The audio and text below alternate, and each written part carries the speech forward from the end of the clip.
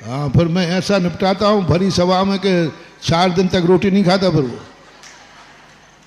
लेकिन जिसको मैंने अनंतों आशीर्वाद दिए हों, जरूरी नहीं कि वो मेरा भक्त हो, लेकिन जिसको कभी मैंने एक आध बार डांट दिया हो, उसका पक्का रजिस्ट्रेशन है कि वो मेरा भक्त है।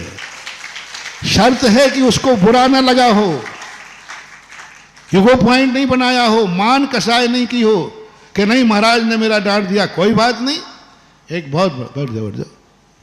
बहुत बड़ा गुंडा था, उसको कोई भी उस पर उंगली उठा दे तो उंगली तोड़ देता था। क्लास में, स्कूल में कोई उसकी तरफ देख ले तो आंख फोड़ देता था, इतना क्रोधी था। एक दिन वो घर में पिट रहा था, पिताजी मार रहे थे उसको और वो नीचे गिरा। दोस्तों ने कहा यार आज तुझे क्या हो गया,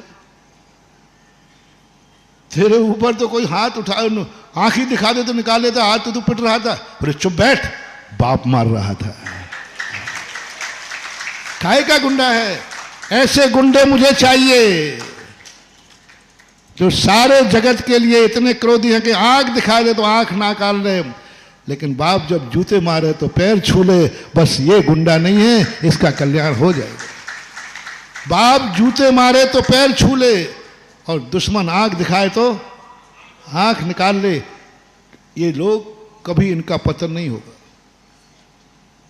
उसने जवाब दिया कि कौन मार रहा है मुझे मालूम, मेरे पिताजी मार रहे हैं।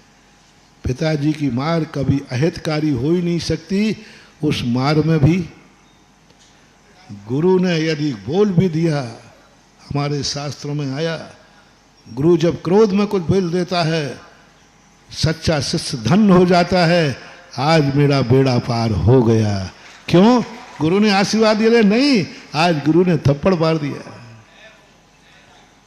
आज गुरु ने थप्पड़ मार दिया। अब मेरा बुरा हो ही नहीं सकता, क्योंकि गुरु ने मेरे ऊपर क्रोध कर दिया, गुस्सा कर दिया। पहले के लोग, बच्चा जब पिट के आता था ना,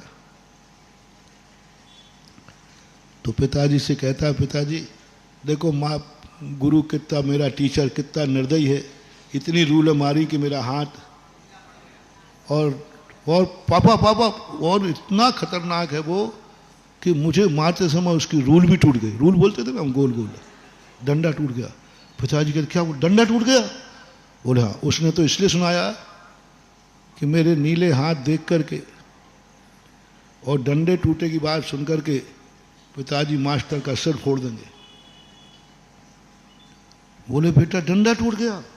बोले हाँ पिताजी। चल मैं चलता हूं। बेटा खुश के आज टीचर की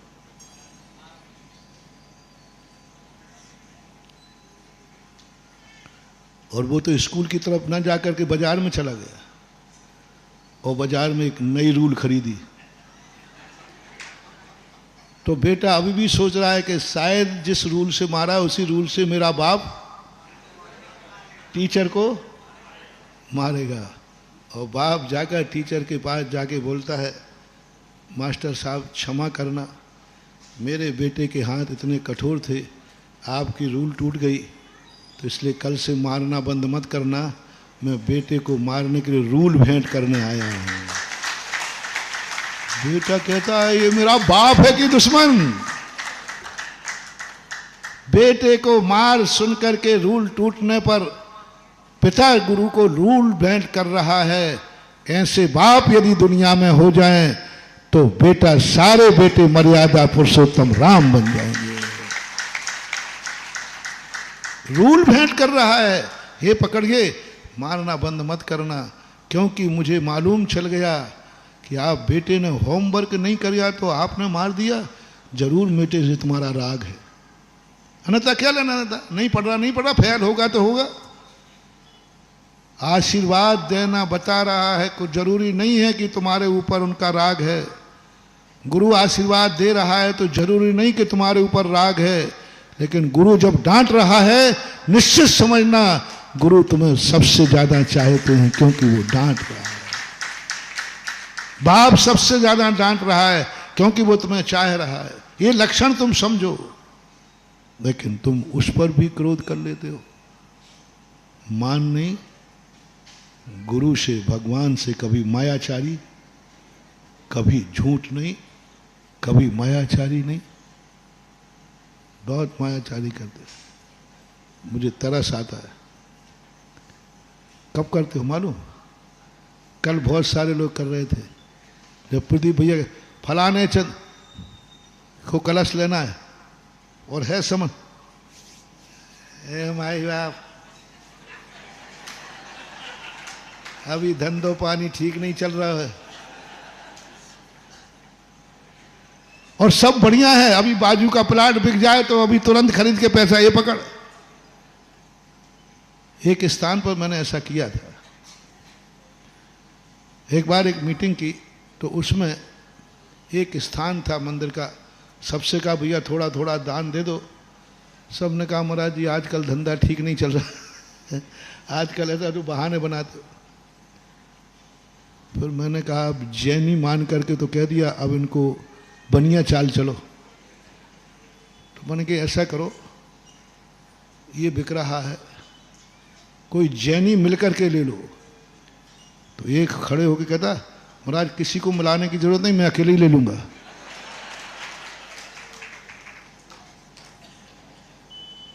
वो कोई गलत व्यक्ति का था, वो गलत हाथ में जा रहा था, मंदिर के पास का प्लाट था। तो हमने कहा देखो यहाँ कोई गलत आदमी आ जाएगा, कोई शराबी मांसाहारी आ जाएगा, क्योंकि उसको लेने वाले लोग जो थे वो मांसाहारियों के लिए बहुत काम का था, वो लेना चाहे। इसलिए मैंने कहा भाई सब मिल के ले लो। नहीं, और जब एक की बात आई तो उन्होंने कहा महाराज आप किसी को नहीं, आप तो आशीर्वाद, मैं अकेले ही काफ़ी हूँ। बोलो ये छल कपट आप लोग करते हो कि नहीं? झूठ बोले कौआ काटे। क्या गुरु से छुपा रहे हो? क्या गुरु के सामने मायाचारी कर रहे हो? गुरु के सामने खुली किताब होना चाहिए। लोभ, गुरु से कोई स्वार्थ की सिद्धि मत करना, ऐसा लोभ मत करना जो लोभ गुरु की मर्यादा के खिलाफ हो। कोई ऐसा स्वार्थ, ये स्थितियां आपकी बन गई।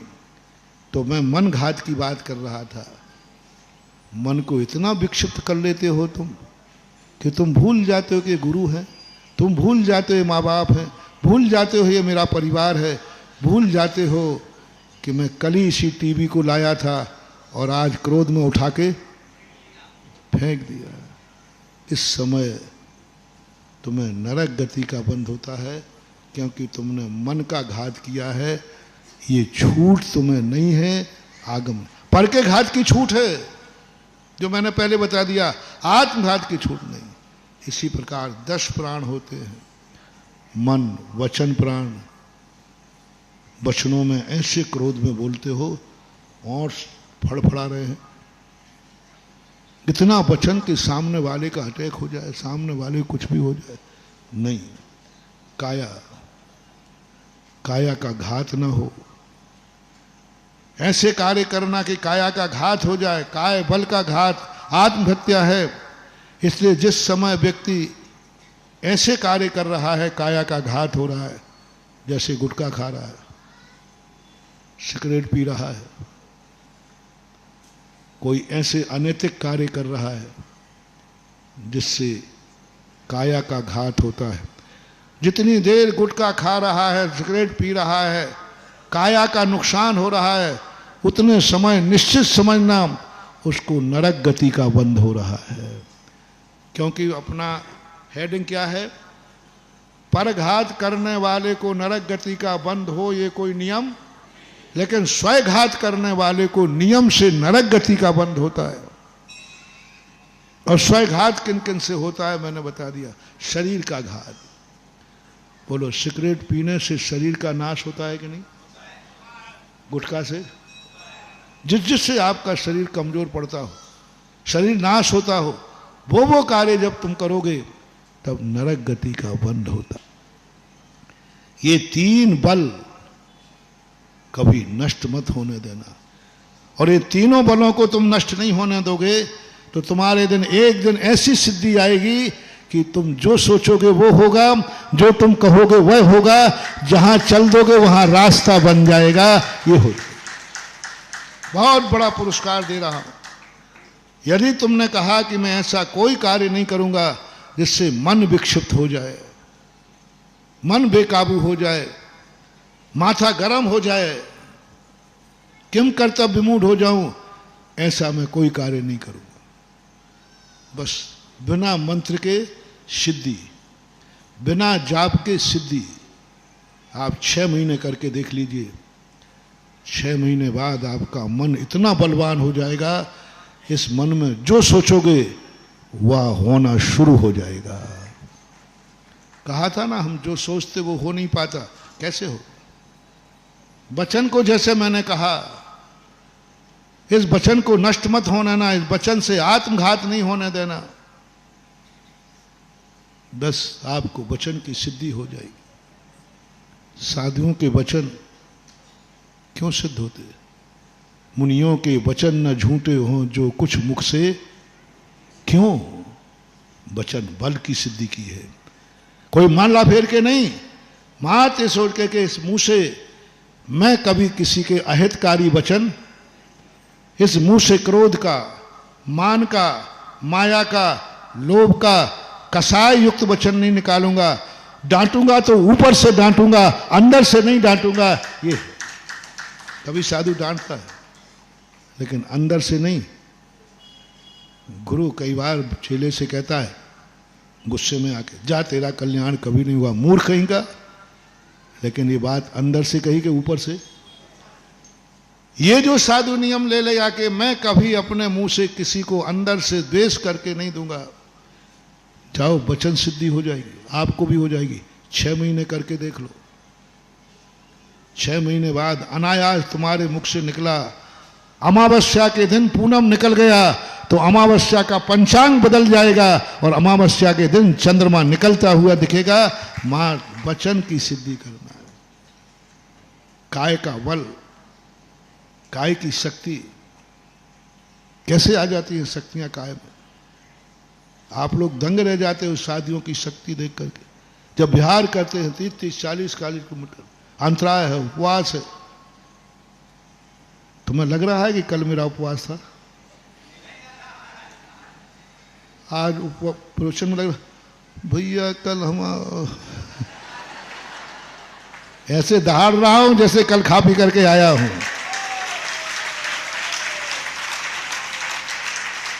कहां से आ जाती है शक्ति? कुछ नहीं महान हुआ, कोई जाप नहीं की है, कोई देवता की गॉड गिफ्ट नहीं है। बस एक ही भाव किया है, मैं ऐसा कोई भी कार्य नहीं करूंगा जिससे मेरे शरीर का घात हो। और आप लोग वो कर रहे हो, इसलिए आपकी शक्ति नहीं होती। ये 3 और अब आपका समय हो गया, क्योंकि 9:35 हो गए। हमने कहा ना समापन का समय फिक्स